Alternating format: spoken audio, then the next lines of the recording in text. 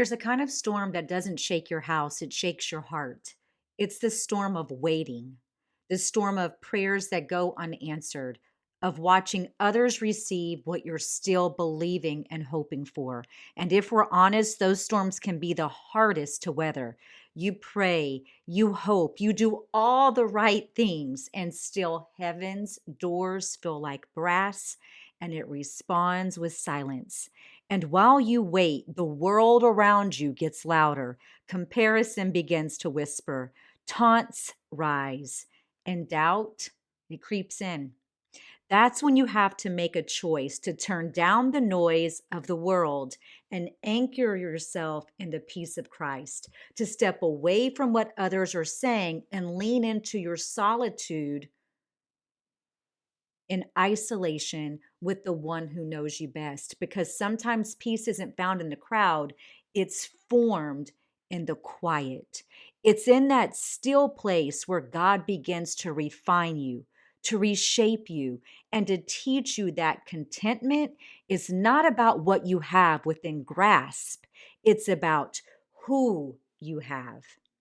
I'm Misty Green, and you're listening to the Misti Blue podcast, where strategy meets soul and faith finds its voice. This is part 3 of our 10-part series, Peace in the Storm, Faith in the Uncertainty, a daily dose of encouragement to help you weather whatever storm you may be facing.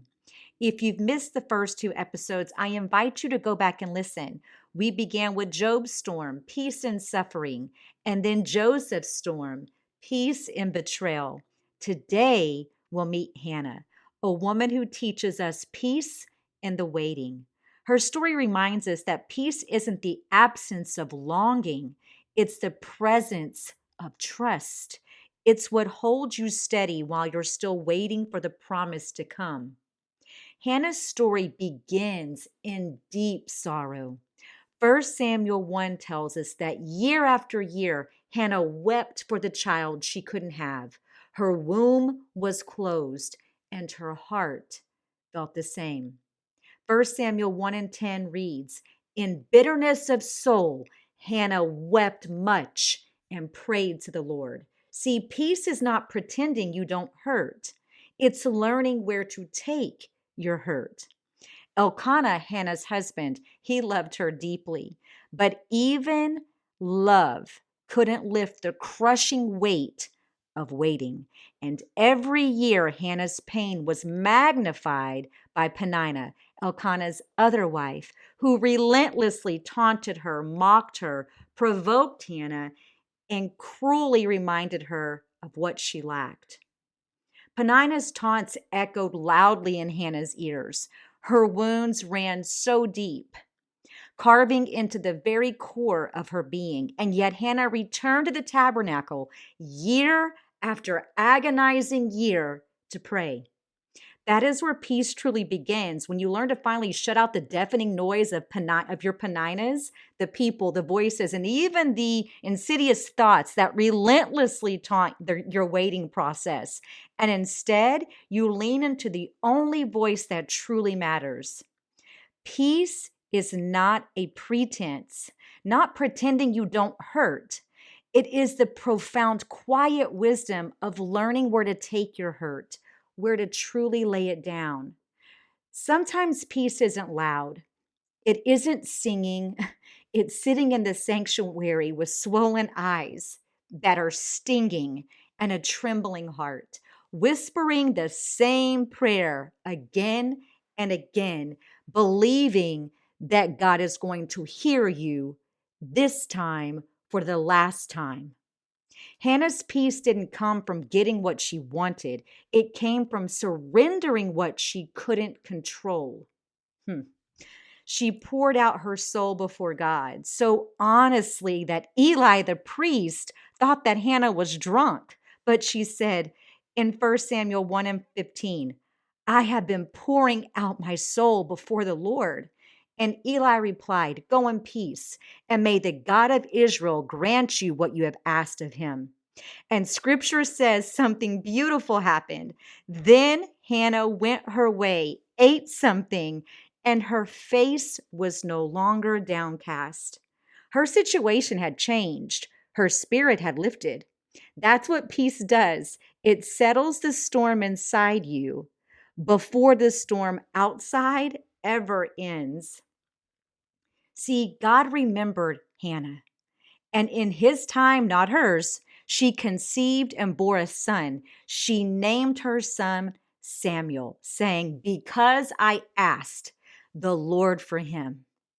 The years of sorrow gave way to joy, but Hannah's peace wasn't tied to the gift, it was anchored to the giver. And that's the real test of peace. Can you still be faithful once the thing you prayed for arrives? When Samuel was old enough, Hannah brought him to the tabernacle to be raised by Eli in service to the Lord as she promised. She fulfilled her vow with open hands. That is the kind of peace that only surrender brings. Peace that says, this was never mine to keep. It was mine to steward. It was mine to give back. Maybe your storm isn't infertility. Maybe it's delay. Maybe it's the door that hasn't opened, the healing that has yet to come, and the answer that hasn't arrived yet.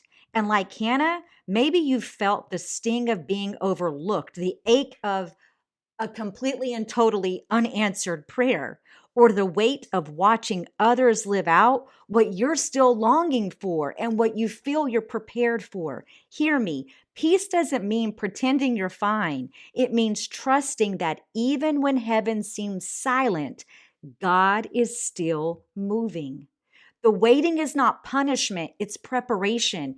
It's where God strengthens your root so your promise can hold its weight.